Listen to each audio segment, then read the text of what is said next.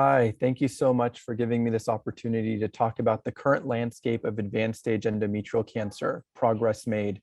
My name is Ramiz Iskander. I'm a GYN oncologist at the University of California, San Diego Moores Cancer Center, where I help run our gynecologic oncology fellowship program. And I'm also fortunate enough to participate in GOG Partners and NRG Oncology, helping design clinical trials to bring novel treatment options to women with gynecologic malignancies. Endometrial cancer continues to be the only gynecologic malignancy with a rising incidence and mortality. Corrected for hysterectomy rates, interestingly enough, endometrial cancer is the second most common cancer amongst women. And although a good proportion of patients will be diagnosed with uterine confined disease, there is a component of the patient population that is going to have metastatic or recurrent disease and succumb to their underlying malignancies, representing an unidentified and unmet clinical need. Thankfully, over time, we have seen an evolution in our understanding of endometrial cancer. Historically, we used to think of endometrial cancer using only clinical pathologic factors and fragmenting patients into low risk, intermediate risk, high intermediate risk, and high risk disease based on the criteria that are listed above. But as we're going to discuss later on in our talk today, we've evolved from that histopathologic classification to a more nuanced molecular classification of disease that's informing treatment opportunities and options. This table briefly summarizes the evolution of systemic therapy for patients with advanced stage or recurrent endometrial cancer. And as we go from the left, where we compared whole abdominal radiotherapy to combination doxorubicin cisplatin in GOG 122, we then studied chemotherapy doublets versus single agents, ultimately looking at a doublet versus a triplet in GOG 177, which led to the incorporation of doxorubicin, cisplatin, and paclitaxel. And then most recently, GOG 209, which we'll review, which led to the use of carboplatin and paclitaxel as the chemotherapy backbone for patients with advanced stage metastatic or recurrent endometrial carcinoma. The schema for GOG 209 is listed in the slide here, showing the randomization to carboplatin and paclitaxel versus a triplet regimen of doxorubicin, cisplatin, and paclitaxel. Key eligibility criteria included stage 3 or stage 4 disease, recurrent disease as mentioned, no indication or mandate for measurable disease at the time of enrollment, no prior cytotoxic chemotherapy was permitted for patients enrolled on GOG 209, and a performance status of 0 to 2 was required for patients to be enrolled on study. As indicated in the Kaplan-Meier curves illustrated above, these were published in the JCO in 2020. We could see that there were really no differences in outcome at all between the doublet of carboplatin and paclitaxel, as well as the triplet regimen with respect to both progression-free survival and overall survival. So oncologic outcomes were similar between these cohorts, and quality of life and treatment-related adverse events favored carboplatin and paclitaxel, essentially facilitating carboplatin and paclitaxel's emergence as the standard chemotherapy backbone. I wanted to highlight the overall survival curves showing the tails here, where we have about a 25% proportion of the population. And I'd like to say that maybe here we have patients at a favorable prognosis, maybe a single positive pelvic lymph node that was resected. And these patients may behave differently, low grade, node positive, completely resected than some of the alternate patients enrolled on study. Now, what we've also learned following GOG 209 and the findings and the relevance of carboplatin and paclitaxel is that we've developed essentially a repertoire of NCCN compendium listed, and I put under quotes here, standard of care options. Why? Because therapeutically, we've made limited gains when it's come to FDA approved indications in the endometrial cancer space. Most recently, lenvatinib plus pembrolizumab, as many of you are aware. Prior to that, it was Megace was the last approval. So here we see preferred regimens of carboplatin and paclitaxel, or carboplatin and paclitaxel with trastuzumab in patients with serous uterine cancers. And then in the bottom right corner, we see that there's an incorporation of biomarker-directed therapies. This is really an exciting space for us. We have lenvatinib and pembrolizumab, although some would argue that's not truly a biomarker-directed indication. We have pembrolizumab monotherapy in mismatch repair deficient or MSI high disease. We have nivolumab as an opportunity as an alternate checkpoint inhibitor. And we have lorlatinib for NTRK fusions, which are exceedingly rare, but could be identified with an oncologic benefit. And also we talk about hormonal treatment options. We sometimes overlook the relevance of hormonal therapy in the endometrial cancer space, although we know that there's established efficacy, and you can see the various opportunities and regimens that are listed here that can be used and incorporated in the management of this disease. I wanted to talk a little bit about the utility of antiangiogenic therapy.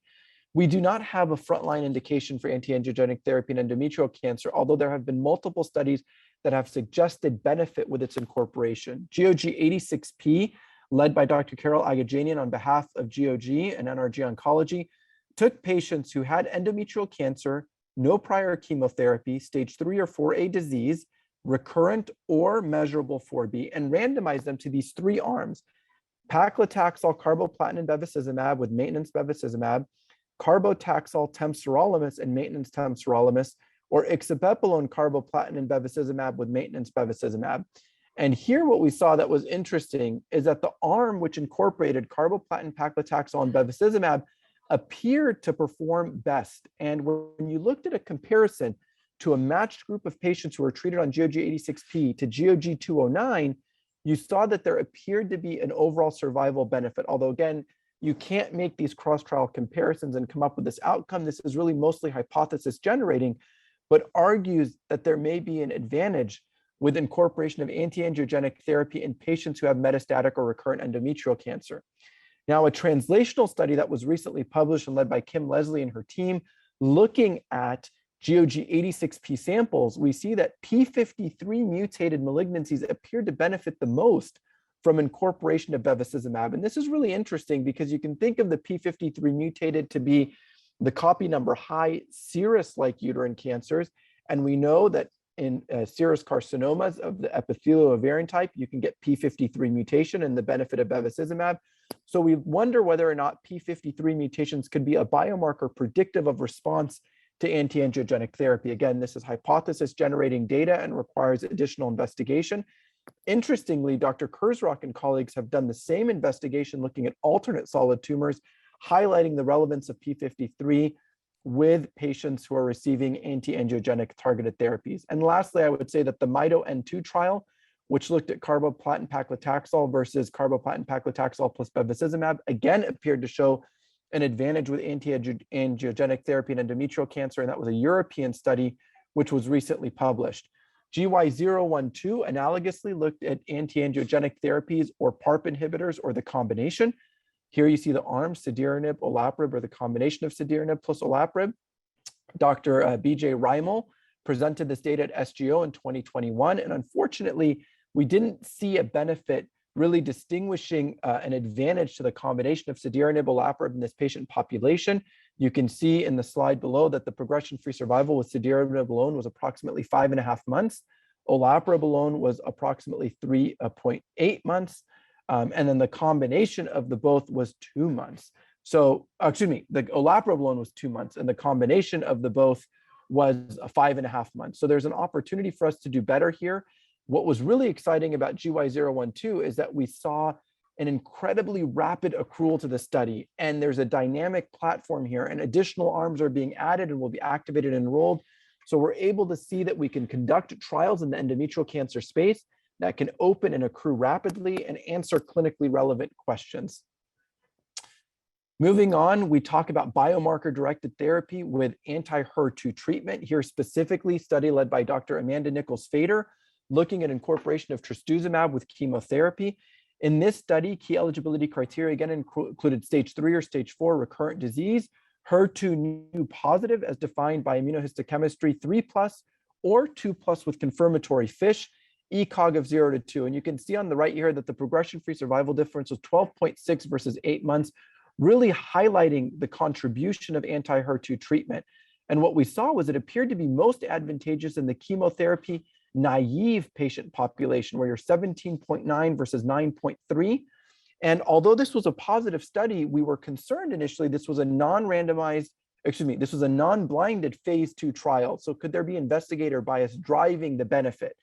And really what we saw here, what was exciting, is the overall survival data appeared to confirm the PFS and the premature OS data that was previously discussed. This was presented and published in Clinical Cancer Research, but the median overall survival was 24.4 versus 29.6 in the trastuzumab arm.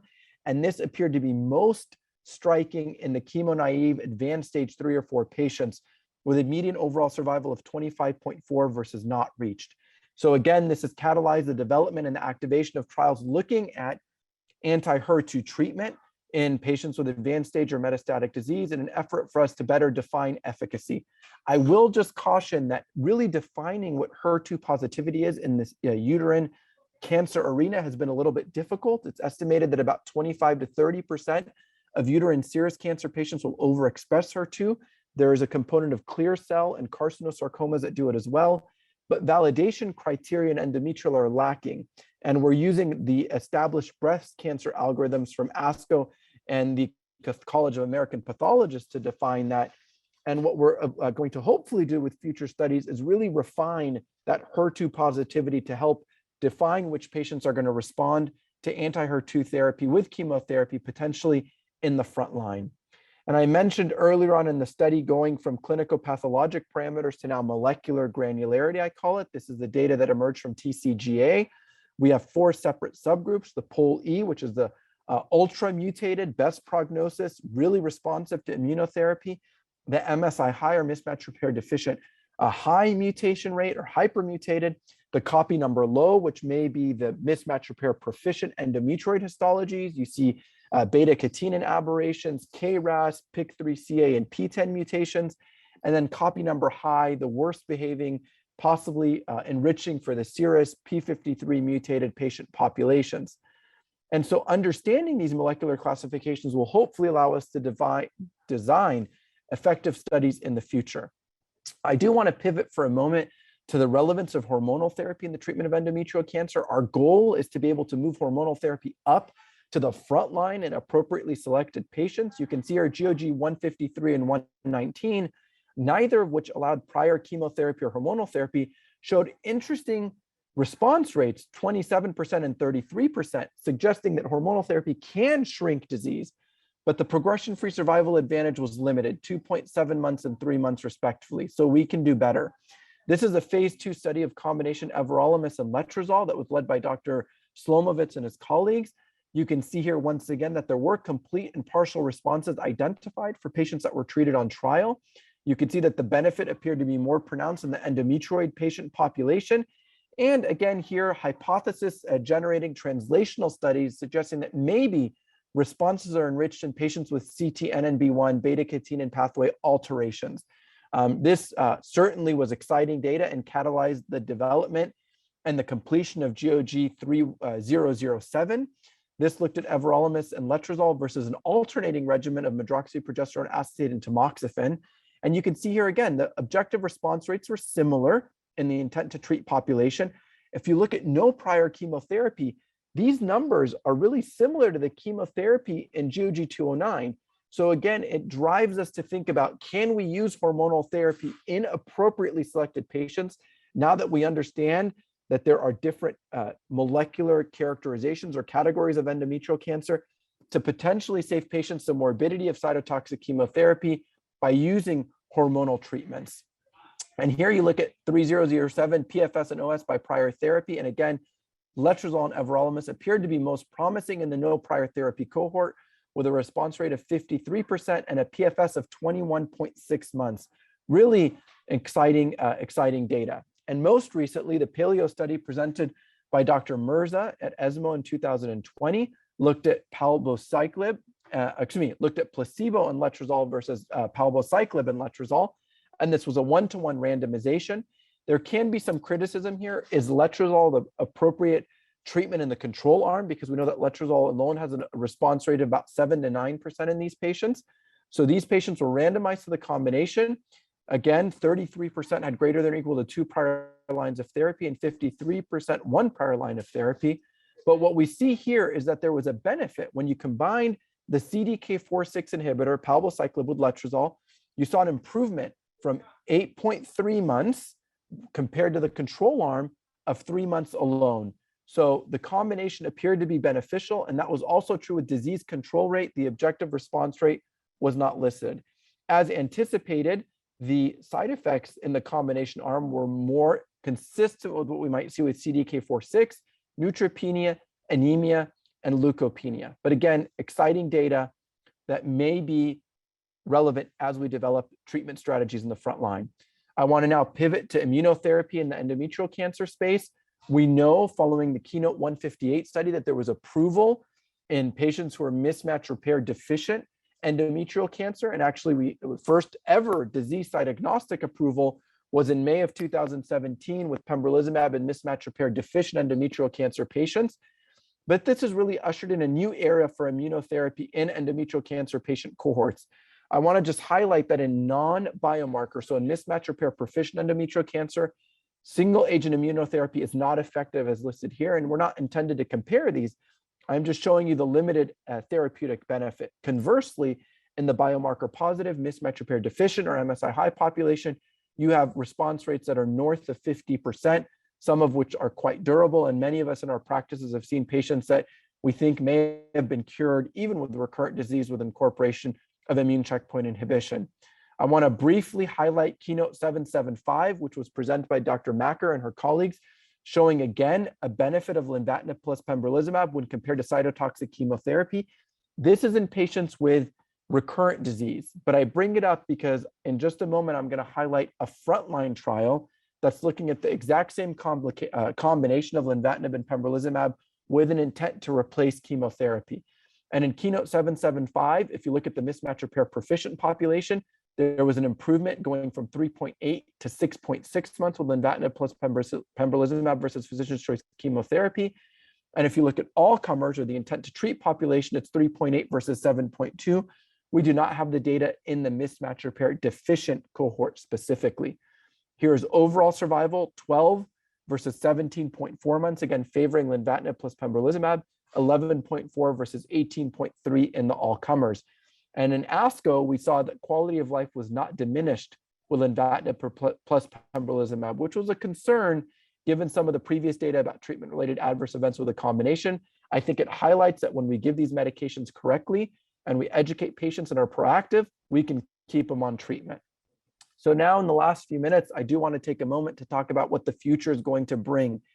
Active trials in the adjuvant setting, Keynote B21.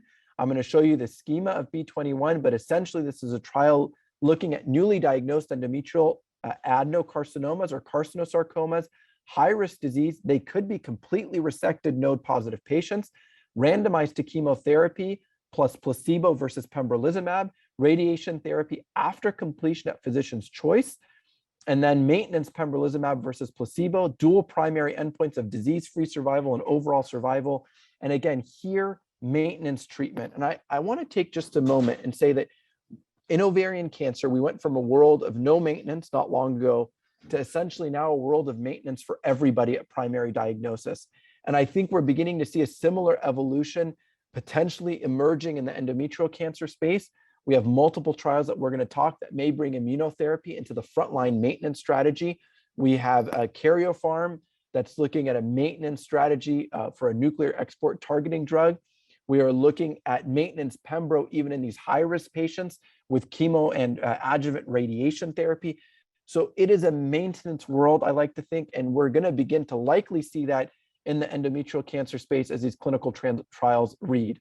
Here we have NRG GY018 looking at chemotherapy with or without pembrolizumab. This is really two clinical trials in one because it has statistical power for both the mismatch repair deficient and proficient populations.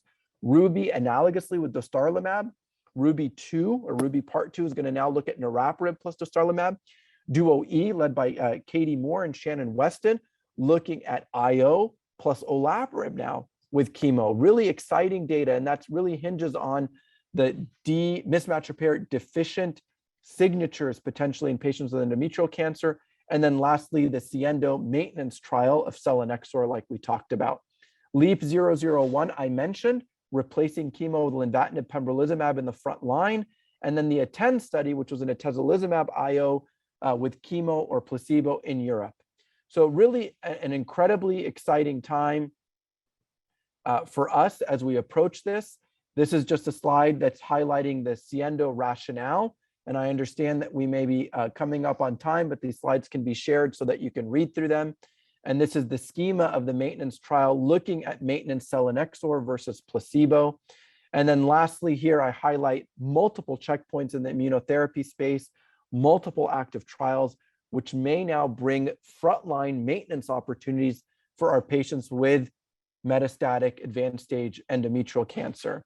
And aside from mismatch repair deficiency and possibly HER2/neu, we don't really have a defined biomarker at this time. I'm just going to quickly click through this, but really what this is showing me is in a disease setting where we had many years of limited investigation and scientific advancement, we are now getting to a space where we have multiple trials that are going to read out that may result in effective therapeutic treatment strategies for our patients.